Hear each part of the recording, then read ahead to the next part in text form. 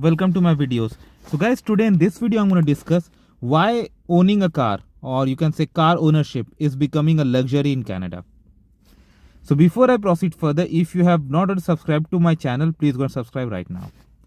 So guys, owning a car used to be normal because for many it's not just a luxury, it's a necessity.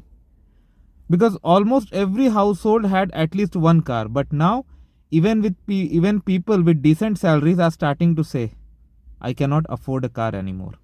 So why? I'm not talking about premium brands like BMW or Mercedes.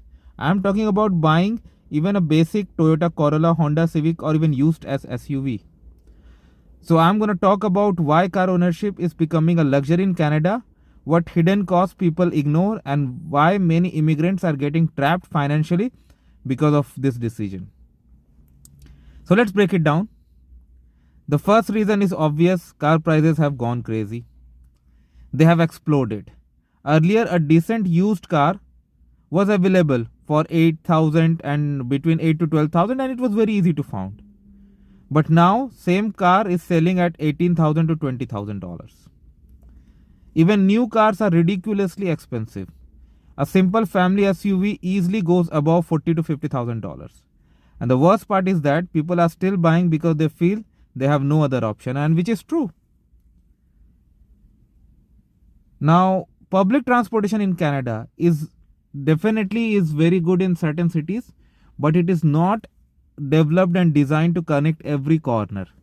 Okay, because of the lack of population. So people are like forced to buy, especially in the areas where public transportation is not good. Now, financing is the biggest trap where people actually get trapped. Okay, why?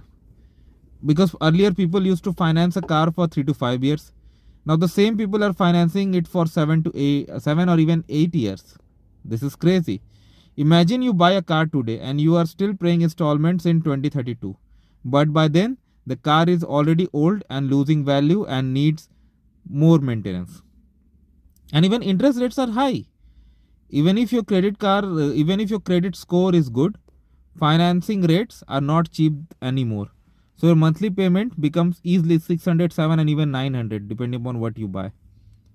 And if you are a family with rent and grocery expenses, this payment becomes a silent killer. Insurance cost of cars in Canada is insane.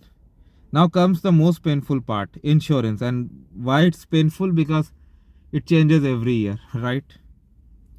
In Ontario, especially in GTA areas like Toronto, Brampton, Mississauga, Scarborough, Vaughan, insurance is too much. For new drivers, insurance can be 400 to 700 per month. Yes, per month.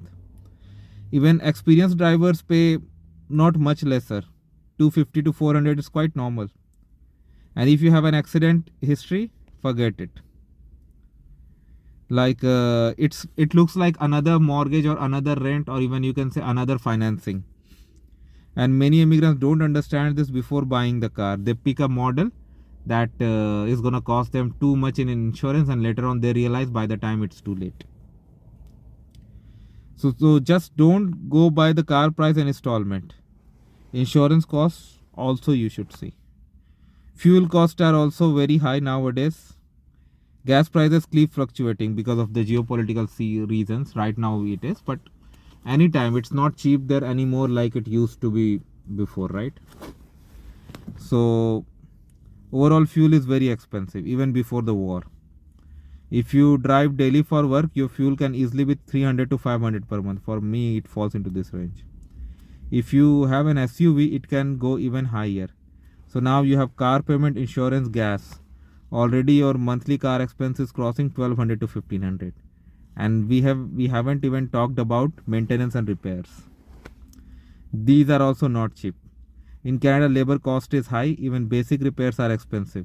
Even for a small oil change, it could cost you anywhere between 80 to 150, brake pads 400 to 800, battery replacement 200 to 350, tire replacement 800 to 1500. And there are some other expenses, seasonal expenses like winter tires too. So owning a car in Canada is not just buying a car, it's maintaining even in extreme weather conditions too. Now one more hidden cost is parking fee. Now, a lot of workplaces do provide free parking, but many still don't. And many you'll find like third-party parking services managing the parking lot, where you have to pay a fee, okay, just to access the place. So also it depends upon the area too. Like if you go to Etobicoke, at most of places it's free, but if you go to downtown Toronto, forget it. Now car theft is also rising. Now auto theft is rampant here in Canada, although the figures show they are going down, which I don't deny, but still it's rampant. So you are getting impacted in one way or another. Now because of this, premiums are going high every year, although you have at no fault. Okay, and remember, your car is losing value every month. Okay, so what you should do now, I'm going to give you some realistic suggestions. Now first of all, if you are new to Canada, find out, do you really need a car or can you delay it? If you can delay it, like let's say you are very close to your workplace and something it's well connected, like let's say you live in Toronto, you have subway access directly from your building, and from there you can directly go to your workplace, then probably I'm gonna delay. Okay, like build your credit, and I'll work on making my credit score first. I'll save for the down payment, and when I buy, I will not go for a luxury car right away, because that's gonna spike my payments. Instead, I would go for a lower cost car, or if all looks good, I may go for a reliable and tested, checked used car. Okay, so, and again, like I won't go for very long term financing. So yes, because of all these costs, it is becoming a luxury, not just necessity. Let me know guys what you feel about it. What's your point to add here? Thanks for watching, and please subscribe to the channel. Thank you.